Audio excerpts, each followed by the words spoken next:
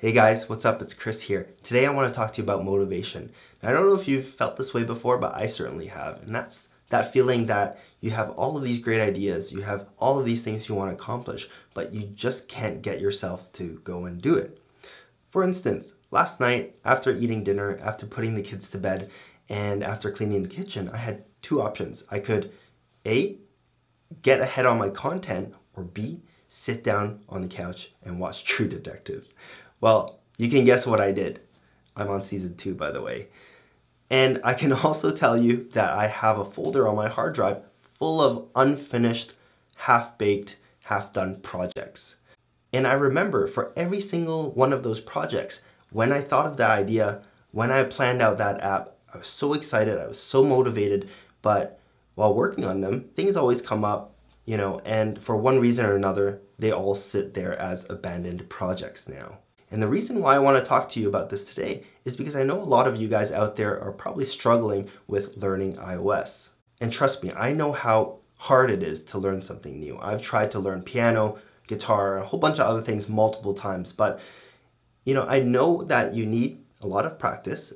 I know what it takes to get there to the destination, but when push comes to shove and you actually have to do the work, that's the hard part, right? So recently I came across a woman named Robbins. I actually just randomly saw her video on YouTube and I watched her talk, and it was super inspiring. And she tells us about this method which you can use to get yourself to do the things that are hard to do. And I tried it a couple of times and it works, so that's why I want to share with you. At least it worked for me, so maybe it'll work for you as well.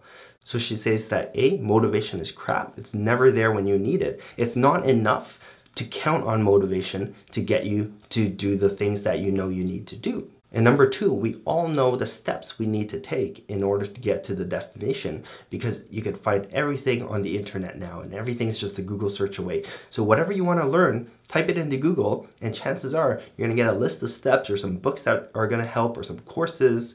So we all know the steps that we need to take to get there. Third, it's natural to feel this way because anything you want to do that's going to make you feel uncomfortable, anxious, it's out of your comfort zone, and you hesitate to do it, your mind perceives that as a threat, and it's basically survival instincts kicking in, and your mind is going to come up with a million reasons to stop you from doing it. That's why it's so hard to go to the gym or to eat healthy if those things they don't come natural to you, right? And you're trying to force yourself to do it. You hesitate and your mind convinces you not to do it, and you end up not doing it. So the technique she describes is called the 5-second rule, and it's very simple, and she even says it sounds stupid, and it'll probably sound stupid to you. But I tried it a couple of times and it actually got me off my butt to do what I didn't want to do. So here it is. Basically, when it comes time to make a decision to do something that you don't want to do, and you hesitate, you have about 5 seconds before your brain is just going to convince you not to do it, and you're just not going to do it. So what you do in that instant, when you recognize that's what's happening, you count downwards from 5. You go 5, 4, 3, 2, 1, and then when you get to 1, you spring into action and you go and do what you didn't want to do. So the reason why this works is because, for me at least, what I felt happening was when I started counting from 5 downwards, it interrupted my thinking about all of the reasons why I didn't want to do this. It's going to be so hard, it's going to take so much time, I'm not going to be able to do this or do that.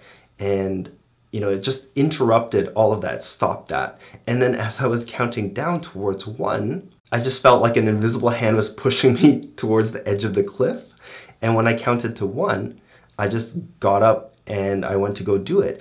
And the thing is, once you get started, it's never as bad as you think, right? You just need to have that momentum, right? It's just like this big snowball on the top of the hill. Once you push it, momentum takes over and then the snowball rolls. So once you just get past that point of not wanting to do it, and once you're in motion and in action, I think momentum just takes over, and then you just end up continue doing what you originally procrastinated and didn't want to do.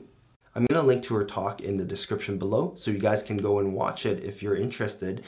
Now I want to answer the question I posted to you guys about 2 videos ago about how much my Costco haul cost. And a lot of you guys were way, way, way off. So let me grab the receipt and let me show you guys.